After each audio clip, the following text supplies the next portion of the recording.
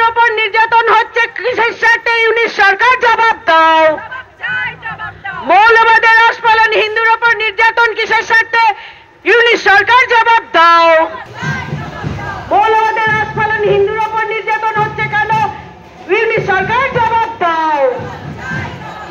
হিন্দুদের উপর যে বর্বরোচিত আক্রমণ চলছে এবং ওখানে আমরা দেখছি মেয়েদের প্রতি যে ধর্ষণ এবং লুট থেকে আরম্ভ করে গত মাসে আমরা দেখলাম আমাদের স্বামী চিন্ময় দাসকে যে অন্যায়ভাবে গ্রেপ্তার করে নিয়েছে এবং সনাতনী হিন্দুদের প্রতি ওখানে যে অমানবিক অত্যাচার চলছে তারই প্রতিবাদ স্বরূপ আজকে আমাদের ভারতীয় হিন্দু মহিলা সমন্বয় সমিতির পক্ষ থেকে আমরা মিছিলে সমাবেশ হয়েছি। আমরা চাই প্রত্যেকটি মানুষ সজাগ হোক এবং এই যে হিন্দুদের উপর চলছে প্রত্যেকেই আমাদের এই ভারতবর্ষের প্রতিটি মানুষ তাদের জন্য অন্তত একটু পাশে দাঁড়াক। শুধুমাত্র আমরা জানি আমাদের প্রতিবেশী দেশ, আমরা তাদের জন্য মুক্তিযুদ্ধের সময় আমরা কিভাবে তাদের পাশে থেকেছি, কিন্তু তারা সবকিছু সেগুলো ভুলে গিয়ে এখন একটা নৈরাশ্যজনক একটা পরিস্থিতি চেষ্টা করছে। সেখানকার পরিস্থিতি যাতে আমাদের এখানে ভারতবর্ষ কিছু করতেও পারবে না।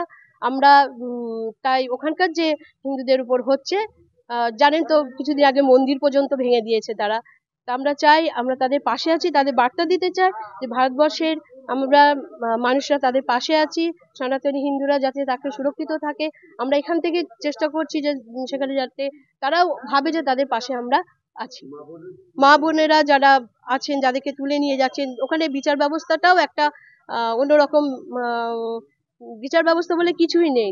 দেখতে পাচ্ছি আমরা যে ওখানে একটা উত্তম দাসকে নিয়ে গেছেন, তার পেছনে একজন আইনজীবী, সেখানে এমন মানে হিন্দুদের অবস্থা যে কেউ দাঁড়াতেও ভয় পাচ্ছে।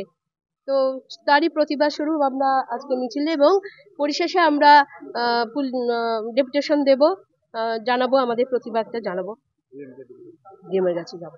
বাংলা টুডে নাও।